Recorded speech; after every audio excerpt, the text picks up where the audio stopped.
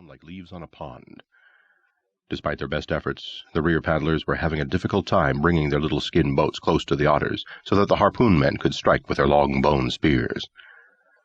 The otters had dived, but they would soon be forced to surface. "Look at the spear throwers!" a sailor shouted into the wind. "See how they hover like a dog at the first scent of game!" Anton said nothing. He stared, fascinated by the drama, even though he knew the inevitable outcome. The hunters, raised to survive and kill on the water, almost never missed. And now they forged into position, spears held motionless until suddenly the otters popped to the surface, just their heads and shoulders pushing above the water. Anton did not hear the Aleut imitate the distressed cry of a baby sea otter, but he did see the adult animals turn with alarm. In that instant, the spears were hurled from their throwing sticks, and Anton almost felt the pain of the otters as the bone spears sank deep into their bodies.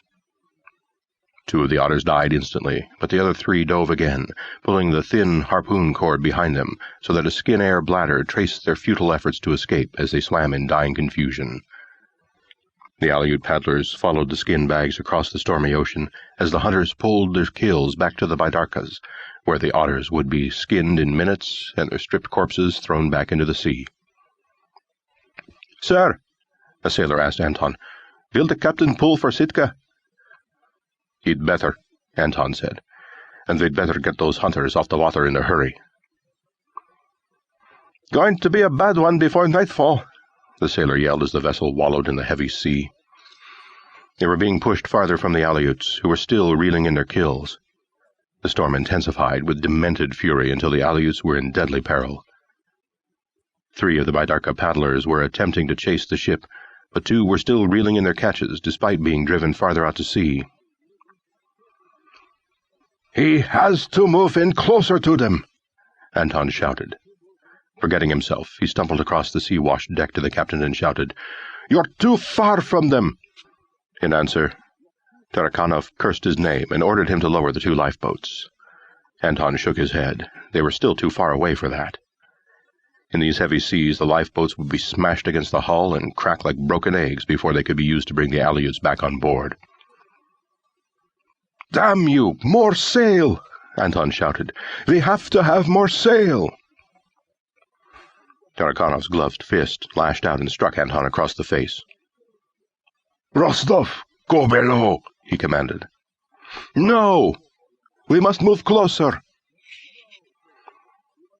Anton fought his way back to the rail. 3 bidarkas had somehow closed the distance, though getting them on board was going to be almost impossible because the Russian sloop was crashing in and out of the sea and setting up huge geysers of water. But the other 2 bidarkas were disappearing into the ocean.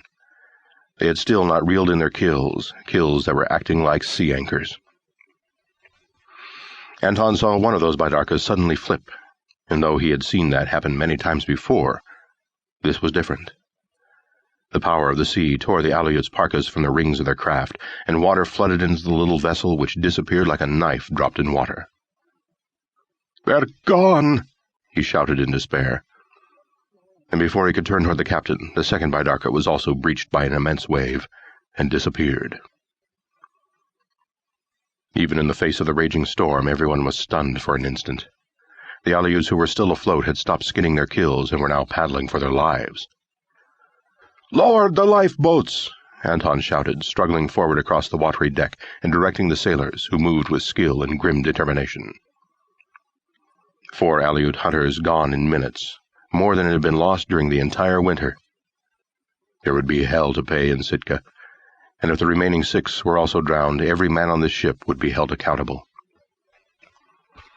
Anton twisted in the wind and shouted, "Closer! Bring the ship around into the wind!"